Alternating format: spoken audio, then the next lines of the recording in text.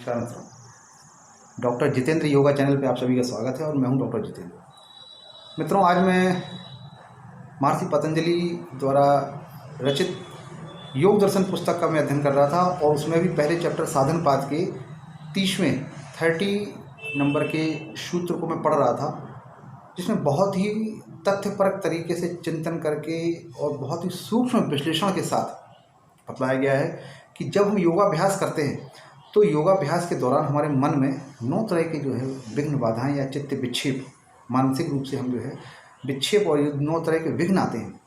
अगर हम चिंतन मनन करें और प्रयास करें इन 9 तरह के विघ्नों से बचने का, तो निश्चित रूप से हम अपने योगाभ्यास को गति दे पाएंगे और सतत रूप से अभ्यास करते हुए हम योग के परम लक्ष्य को पा सकेंगे। शारीरिक मानसिक दृढ़ता के साथ साथ हम आध्यात्मिक लाभ भी पाएँ, ये हमारा चरम उद्देश्य होना चाहिए योगाभ्यास को जारी रखने के लिए। देखिए, 30वां सूत्र है व्याधिस्त्यान संशय प्रमाद आलस्य आवृत्ति भ्रांति दर्शन आलब्ध भूमिकत्व अनअवस्थित तत्वानि चित्त विक्षेप अस्ते अंतराय। महर्षि पतंजलि अपने इस सूत्र में कहते हैं कि जब हम योगाभ्यास करते हैं तो 9 तरह के विक्षेप हमारे मन में और हमारे तन में प्रकट होते हैं। उन विक्षेपों से अगर हम बच सके तो हम योगाभ्यास को आगे ले जाने में सफल रहते हैं। इस पर देखिए, हम संक्षेप में बारी बारी से चर्चा करते हैं। व्याधि, सबसे प्रथम कि हमें अपने मन को, अपने इंद्रियों को, शरीर को व्याधि से बचाना है, क्योंकि व्याधि हो जाने के बाद बीमार व्यक्ति निश्चित रूप से अपनी सक्रिय दिनचर्या से, सक्रिय उद्देश्यों से विलग हो जाता है और अपने शरीर में और अपनी व्याधि में ही उलझ के रह जाता है। तो पहले नंबर पे हमें अगर जीवन में आगे बढ़ना है, कुछ भी करना है, तो निश्चित रूप से हमें व्याधि रोगों से बचना होगा। स्वस्थ शरीर ही अपने संकल्प में और अपने कर्तव्य के पथ पर आगे बढ़ने में सफल रहता है। तो पहला व्याधि। दूसरा है सत्यान। सत्यान का अर्थ होता है कि अकर्मण्यता, कुछ ना करने का जो भाव मन में रहता है ना, कि कुछ भी ना करें, आलस्य में जगह पड़े रहना, ये मानव की प्रवृत्ति है और ये प्रवृत्ति सबके अंदर होती है। कुछ लोग लड़के इसके पार चले जाते हैं, कुछ इसी में उलझ के रह जाते हैं। तो हमें दूसरा अकर्मण्यता से बचना है कि योग साधनों में को नियमित तरीके से फॉलो ना करना, अकर्मण्यता, तो अकर्मण्यता से बचें।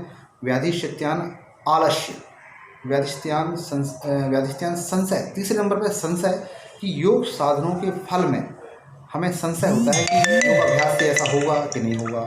इस तरह के संशय से जब हम ग्रसित रहते हैं तो हम योगाभ्यास को दृढ़तापूर्वक और नियमित रूप से नहीं करते हैं। तो व्याधिस्त्यान संशय से बचना है, संशय। इसके बाद आता है प्रमाद। प्रमाद का अर्थ होता है कि इंद्रियों का नियमित तरीके से क्रियाकलापों को न करना। प्रमाद का अर्थ हो गया कि कभी हमने योगाभ्यास किया, कभी योगाभ्यास नहीं किया, कभी रेगुलरिटी से किया, कुछ दिन गैप कर दिया, उससे हमें योगाभ्यास का कोई लाभ प्राप्त होने वाला नहीं। तो हमें योगाभ्यास को नियमित और रेगुलर रूप से करना है, प्रमाद से हमें बचना है। प्रमाद का शाब्दिक अर्थ होता है अध्यात्म की भाषा में कि इंद्रियों का व्यर्थ क्रियाकलाप, अर्थात हमें इंद्रियों के द्वारा केवल उद्देश्यपरक कार्यों को ही करना चाहिए।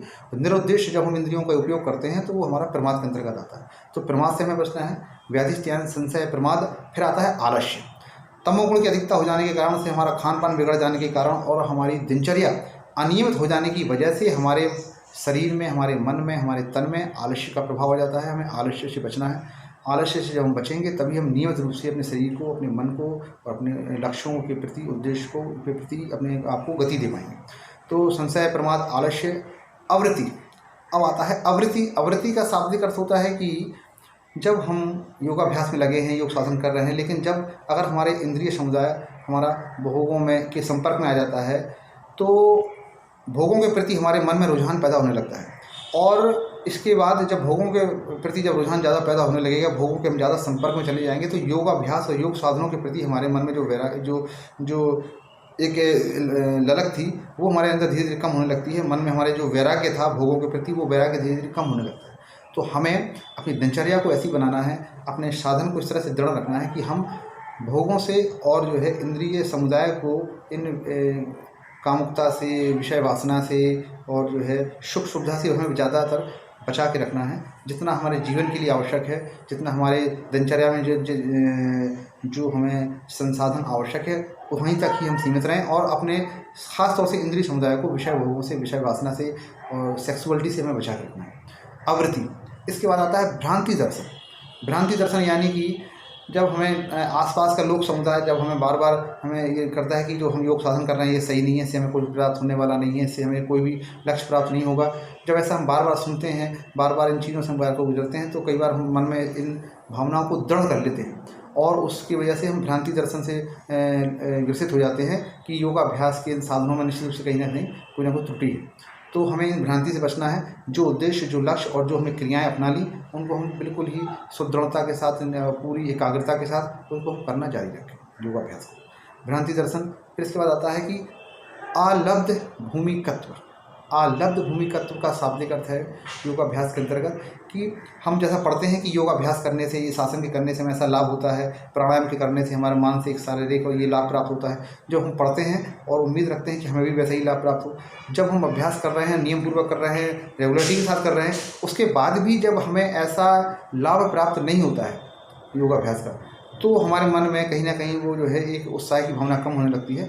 तो भी हमें अभ्यास को जारी रखना है। हो सकता है कि थोड़ा और अभ्यास करने के बाद वैसा हमें अभ्यास प्रभाव प्राप्त होने वाला हो, तो हमें इस आलब्ध भूमिकत्व, इस विक्षेप से हमें बचना है और हमें अपने अभ्यास को जारी रखना है। निश्चित रूप से हमें उसके जो फल हैं योगाभ्यास के, शारीरिक हों चाहे वो मानसिक हों चाहे वो आध्यात्मिक हों, वो निश्चित रूप से हमें मिलेंगे। साधनों में कई बार थोड़ा बहुत समय कम और ज़्यादा हो सकता है, लेकिन उसका निश्चित रूप से योगाभ्यास का लाभ हमें निश्चित रूप से मिलने वाला है। इसके बाद लास्ट विक्षेप उन्होंने बतलाया है अनअवस्थित तत्वानि। अनअवस्थित तत्व का मतलब होता है कि योगाभ्यास से हमें जो लाभ मिलना चाहिए वो लाभ हमें हमारे शरीर में, हमारे मन में प्रतीत होने लगते हैं, हम देखते हैं, लेकिन वो जो है बार बार ठहरते नहीं हैं। वो प्रभाव प्रतीत होता है, फिर कई बार लुप्त हो जाता है, प्रतीत होता है, कई बार लुप्त हो जाता है। तो इस तरह से हमारे मन में एक ये भी विक्षेप होता है कि होने वाला नहीं है, क्यों नहीं हो रहा है, फिर हो रहा है, फिर प्रकट हो रहा है, फिर हमें नहीं महसूस हो रहा है।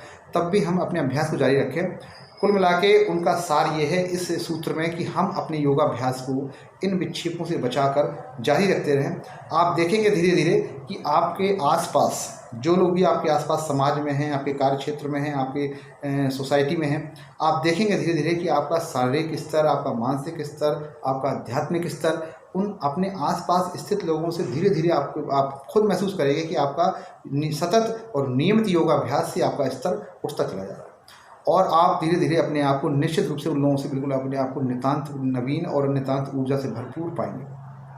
तो योगाभ्यास का लाभ निश्चित रूप से जो सतत और नियमित रूप से योगाभ्यास करेगा उसको निश्चित रूप से मिलने वाला है।